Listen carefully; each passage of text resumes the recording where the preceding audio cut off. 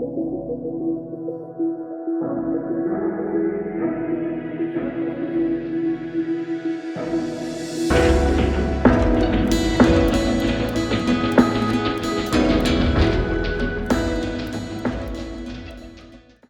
à tous, j'espère que vous avez encore un petit peu d'énergie pour notre panel, parce que nous on en a.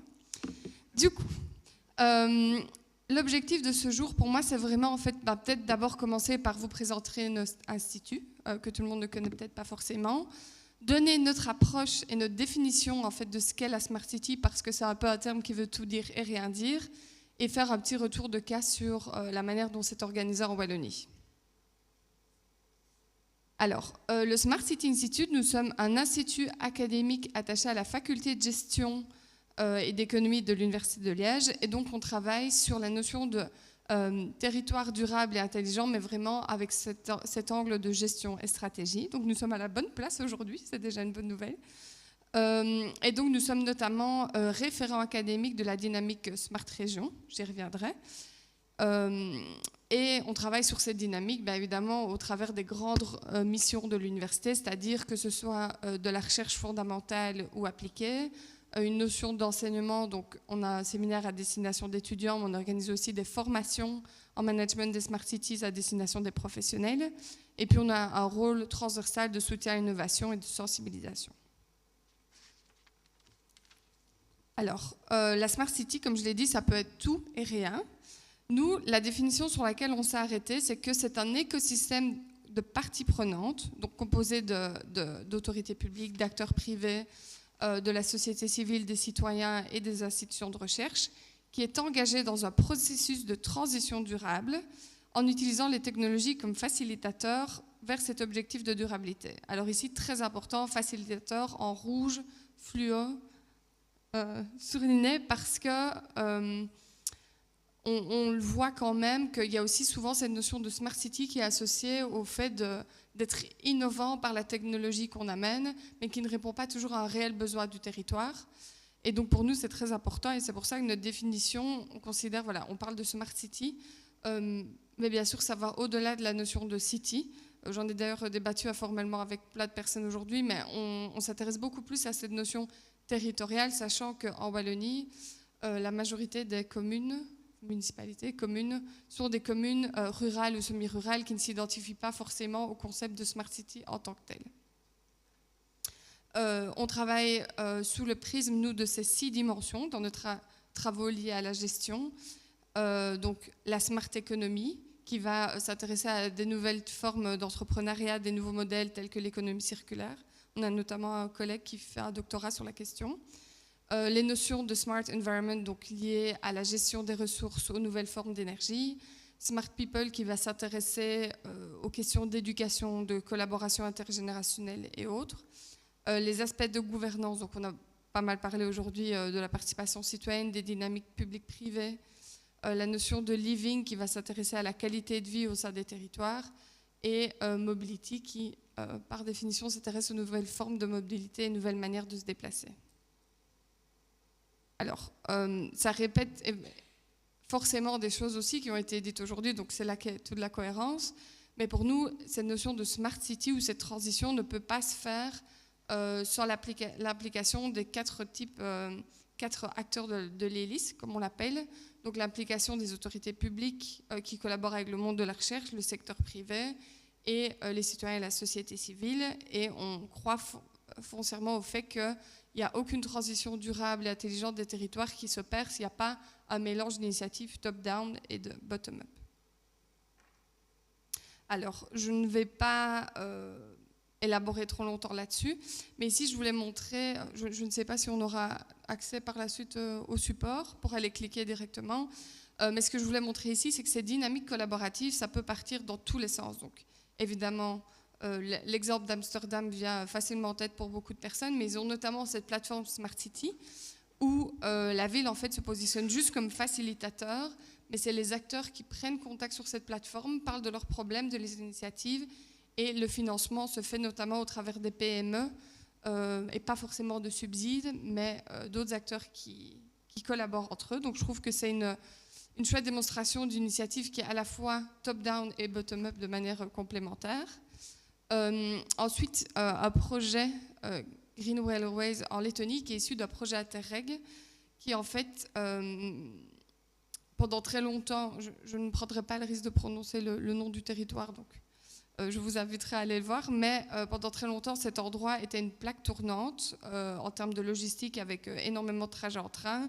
Et puis petit à petit, le train n'a plus été rentable, donc on a retiré les lignes de train et le village s'est paupérisé. Et donc ici, la municipalité, les citoyens, les propriétaires fonciers ont tous collaboré autour de la mise en place en fait d'une piste cyclable qui après s'est déployée au niveau national pour redynamiser cet espace en fait de train et qui en fait a énormément boosté le tourisme et le développement économique du territoire. Et enfin, la dernière initiative, c'est une initiative en Grèce où, pareil, dans des territoires très arides qui le devenaient de plus en plus avec le changement climatique, les agriculteurs ont dit à un moment, soit on réagit, soit on arrête ce qu'on fait.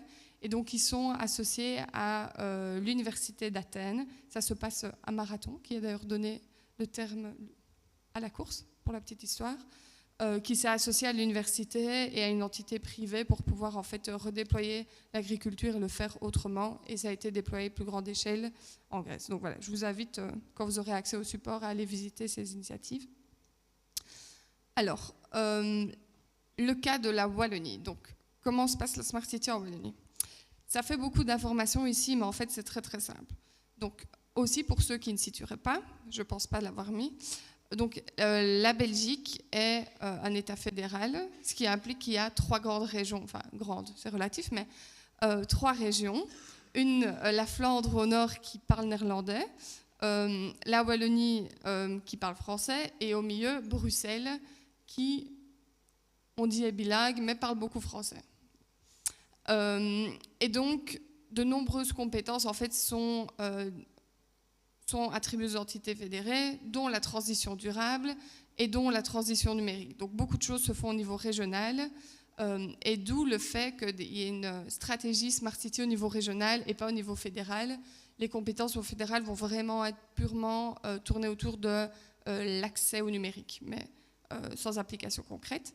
Et donc les Smart Cities en Wallonie sont régies par le cadre Digital Wallonia, qui est dirigé par l'Agence du numérique et le ministre du numérique et de l'économie, qui est divisé en 5 grandes priorités, parmi lesquelles la notion de Digital Territory. Ne demandez pas pourquoi c'est une stratégie dont les titres sont en anglais, peut-être parce que ça faisait très cool quand ils l'ont sorti, mais voilà, alors que c'est juste appliqué au territoire wallon. Et parmi la notion de Digital Territory, il y a vraiment un programme Smart Région qui a pour vocation d'aider les territoires à se numériser et à faire cette transition. Et voilà, tout ça est dirigé par l'agence numérique, comme je l'ai dit. Et alors, ce qui est intéressant, c'est de montrer qu'en fait, entre l'échelle régionale et les communes et organisations pluricommunales, type des groupes d'action locale, je pense qu'on retrouve un peu partout en Europe, qui sont très actifs sur la question, ainsi que des agences de développement local, on a des référents, tant opérationnels qu'académiques, qui ont vraiment un rôle en fait de pouvoir faire percoler ce qui se passe au niveau régional, au niveau local, et inversement faire remonter des besoins très spécifiques. Et donc les référents opérationnels, en fait, c'est des agences de développement économique au niveau provincial, légèrement à une autre échelle, mais on va résumer ça comme ça, et donc qui ont vraiment ce rôle intermédiaire, notamment en fait, quand il y a des appels à financement au niveau régional, de s'assurer qu'il y a une certaine cohérence, qu'on ne rentre pas 50 fois le même projet, alors que les communes pourraient se parler, mais ne savent pas qu'une autre commune rentre ce type de projet. Et nous, de nos côtés, on a aussi ce rôle de faire percoler dans un sens ou l'autre, que ce soit des concepts ou des innovations internationales, des bonnes pratiques. Quand justement il y a un appel à projet, on fait partie du jury, on se base sur les données qu'on récolte pour aussi faire remonter des tendances, et on va y venir. Alors, ça a été trop vite. On parle beaucoup de dynamique collaborative, donc je voulais juste montrer un peu cet aspect dans ce qu'on fait. Donc, sur base de nos recherches, on a sorti un modèle qui est gratuit, qui est en ligne, n'hésitez pas à aller le voir, qui s'appelle le Smart Project Management Model, qui a vraiment pour vocation de pouvoir soutenir les porteurs de projets Smart City en termes de gestion. Donc, certains d'entre vous diront, on dirait le Canva Business Model. Ce n'est pas ça, mais c'est le même principe. Et donc, il a différentes fonctions, notamment s'assurer que quand on rentre dans un projet sur 3 ans, on sait que l'équipe va changer, on sait que chacun a des priorités, on sait que ce n'est pas toujours facile de travailler entre différents départements et donc notamment de s'assurer de la collaboration. Mais ici, l'exemple en particulier, en 2023, il y a eu donc un gros appel à financement au niveau régional et nous, on a organisé en fait des ateliers autour du fait de rendre cette candidature sur base de notre modèle. Et donc, vous voyez des numéros, des chiffres, en fait, c'est les questions auxquelles il fallait répondre dans cet appel à projet qui, en fait, se réfèrent exactement au modèle. Et donc, les communes et autres organisations qui sont venues à l'atelier ont quand même eu plus de chances d'être pris à la fin parce que c'était assez clair d'un point de vue gestion, en fait, les éléments auxquels il fallait faire attention. Encore, ce modèle et l'explication sont gratuits en ligne, mais voilà, c'est un petit peu pour illustrer cette dynamique de la quadruple hélice et que nous, on est aussi actifs pour faire avancer les choses et qu'on ne donne pas juste des articles académiques à lire. Parmi les recherches plus, on va dire, appliquées qu'on fait, on sort chaque année en fait un baromètre wallon pour voir l'avancée de la mise en place de la Smart City en Wallonie. Et donc ici, je vais vous présenter quelques résultats clés puisqu'on est en train de maintenant analyser le projet. Alors, en 2023, 48% des communes wallonnes estimaient que le concept de Smart City est approprié à leur commune. Alors on se dit, c'est en dessous de 50%, ça veut dire que c'est pas bon. C'est pas ça. Ce qui est intéressant de voir, c'est qu'en fait, depuis 2021, ça a même baissé, alors que de mémoire, en 2018, on était à 60-65% des communes. Pourquoi ? Parce que le concept de Smart City est problématique. Donc, il a été pendant très longtemps, enfin non pas très longtemps, mais depuis, on va dire 2012, voire 2015, un concept très à la mode. Tout le monde voulait faire de la Smart City surtout, sauf qu'en fait, au moment de l'appliquer, on s'est rendu compte que la Smart City s'est composée de beaucoup de choses et les communes ressentaient parfois aussi une pression de se dire « Ouh là là, si je ne fais pas tout à fond, alors je ne serai pas une Smart City ». Et ce qu'on observe, c'est que en fait, les communes travaillent sur leur transition durable, travaillent sur leur transition intelligente, mais pas toujours sur le prisme du terme Smart City. Ce qui peut ouvrir des débats sans fin sur est-ce que ça a encore du sens de l'avoir, oui ou non. Mais voilà, ça a fait et ça explique aussi les chiffres. Dans les thématiques prioritaires, en fait, dans la mise en place des stratégies Smart City, ressort prioritairement en fait, le fait de numériser l'administration publique. Donc que ce soit pour faire des demandes en ligne pour faciliter la vie des citoyens, que ce soit pour impliquer le citoyen au travers de plateformes de projets et autres. Ensuite, la gestion de l'énergie et puis de manière un peu égale, l'attractivité touristique, le développement de la mobilité douce et active, l'infrastructure intelligente au sein du territoire et le redéploiement du commerce local. Si on demande aux communes pourquoi vous n'arrivez pas à avancer plus que ça sur vos projets Smart City, sans surprise, les budgets viennent toujours en premier. On en a beaucoup parlé aujourd'hui aussi. Cette notion de vouloir avancer, mais en fait ne pas avoir les moyens. En Wallonie, d'autant plus, il y a beaucoup de communes qui sont vraiment serrées budgétairement, on va dire, et qui donc, en fait, quand il y a des choses qui ne rentrent pas forcément dans le budget ordinaire, si on ne trouve pas de subsides, on a un peu du mal à avancer là-dessus. Le deuxième obstacle, c'est l'expertise, parce qu'évidemment, quand on entend parler du Smart City, oulala, on panique, ça veut dire qu'on doit avoir des personnes très, très précises en interne qui font de l'IT, des personnes, on n'a pas toujours en fait les moyens de financer ces personnes en interne non plus, et avoir recours à des consultants, c'est pas toujours facile non plus pour s'assurer du fait qu'on internalise les compétences. Et puis le frein technologique qui là touche notamment à la résistance au changement. Je disais pendant la pause, c'est peut-être stéréotype, mais c'est vrai, c'est un cliché qui a la vie dure. Il y a quand même tout un tas d'élus au niveau local qui sont là depuis beaucoup de législatures et qui ne voient pas toujours d'un bon œil le fait de changer la manière dont on fonctionne depuis 40 ans. Et c'est un fait, même si on aimerait de manière naïve dire que ce n'est pas le cas.